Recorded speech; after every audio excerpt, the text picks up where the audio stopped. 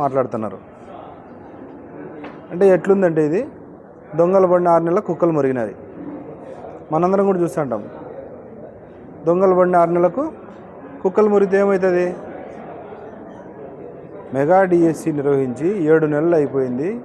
ఇది 8వ నెల జరుగుతుంది. ఎవరైతే అభ్యర్థులు సెలెక్ట్ అయినారో వాళ్ళందరూ కూడా ప్రశాంతంగా ఉద్యోగాలు చేస్తారు.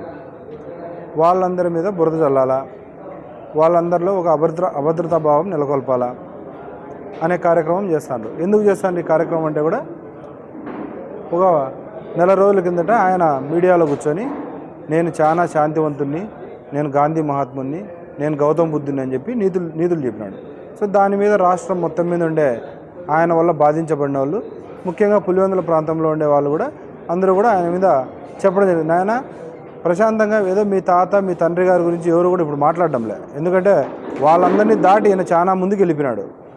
ఎక్కడైతే అశాంతి అభద్రత ఇట్లాంటి భావాలు నెలకొల్పడంలో వాళ్ళందరినీ క్రాస్ చేసి జగన్మోహన్ రెడ్డి గారు చాలా ముందుకు పోయినారు. ఇప్పుడు వాళ్ళందరినీ కూడా వాళ్ళందరి చరిత్రలు కూడా బయటకు తీసి మాట్లాడాల్సిన పరిస్థితికి ఆయన తీసుకొచ్చినాడు. దాన్ని కప్పిపుచ్చుకునేదానికి ఈరోజు మెగా డిఎస్సి మీద మాట్లాడుతున్నాడు. మెగా డిఎస్సిలో అక్రమాలు జరిగినాయంటారు, స్పోర్ట్స్ కోటాలో ఉద్యోగాలు అమ్ముకున్నాడంటారు. వీటన్నిటికీ ఏమన్నా ఆధారాలు ఉన్నాయంటే ఏం లేవు. ఎవరైతే ఉద్యోగాలు రాని అభ్యర్థులను 15-20 మందిని కూర్చోబెట్టుకొని తాడేపల్లి ప్యాలెస్లో ప్రెస్ మీట్, వాళ్ళ పార్టీకి సంబంధించిన నాయకులను ప్రెస్ను అంతా ఆయన దగ్గర కూర్చోబెట్టుకొని మాట్లాడుతున్నారు. దానికి సంబంధించి ఏవైనా ఆధారాలు ఉన్నాయా, వాటికి సంబంధించి ఏమైనా క్లారిటీ ఉందా అంటే క్లారిటీ లేదు. రిజర్వేషన్ అంటే తెలీదు, రోస్టర్ పాయింట్ అంటే తెలీదు. దేని గురించి కూడా ఆయన ఒక కూలంకషమైన ఒక పరిజ్ఞానానికి రాలేడు. ఎందుకు రాలేడంటే ఆయనకు దీని మీద సరైన పరిజ్ఞానం అవగాహన లేదు కాబట్టి. గతంలో కూడా మీరందరూ గమనించుంటారు, టీచర్లకు సంబంధించి నేను సిపిఎస్ రద్దు చేస్తానని చెప్పి ఎన్నికల హామీలు ఇచ్చినాడు. సిపిఎస్ ఏమైనా రద్దు చేసినాడు అంటే ఆయన రద్దు చేయడు. ఎందుకు? తర్వాత అధికారంలోకి వచ్చిన తర్వాత నాకు దాని మీద అవగాహన లేదని చెప్పి సింపుల్గా చేతులు దులుపుకున్నాడు. ఈరోజు కూడా ఎవరైతే అభ్యర్థులు ఉన్నారో వాళ్ళందరూ కూడా ఒక అభద్రతలకు, ఇప్పుడు ఎవరైతే ఉద్యోగం సంపాదించారో వాళ్ళు ఒక అభద్రతలోకి పోవాలా, భవిష్యత్తులో ఉద్యోగాలు రావాలని వేచి చూసే యువత కూడా ఒక అభద్రతా భావంలో ఉండాలా. వాళ్ళకి ఎవరికి ఉద్యోగాలు ప్రిపేర్ కాకుండా అట్లే ఉంటే మళ్ళీ వీళ్ళందరూ నాకు ఓట్లు వేస్తారు, నేను వీళ్ళందరికీ ఏమీ చేయకుండా మళ్ళీ చేతులు దులుపుకుంటాను. మీకు ఏజ్ బార్ అయిపోయిందనో లేకుంటే మీకు ఇప్పుడు అర్హులు కాదని చెప్పి ఆ రోజు చేతులు దులుపుకోవడానికి ఈజీ కదా. సో కాబట్టి ప్రభుత్వం మీద ముఖ్యంగా మా యువ నాయకులు నారా లోకేష్ గారి మీద దాడి చేసే ప్రయత్నం, యువత మీద దాడి చేసే ప్రయత్నం.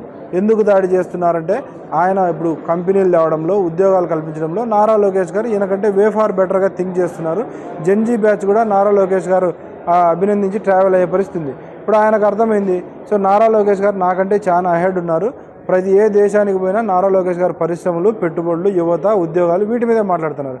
కాబట్టి ఆయన మీద బురద చల్లాలా, ఆయన్ను బదనాం చేయాలనే పరిస్థితుల్లో జగన్మోహన్ రెడ్డి మాట్లాడుతున్నారు. అదేవిధంగా 16,000 కుటుంబాలలో ఉద్యోగాలు వచ్చినాయి.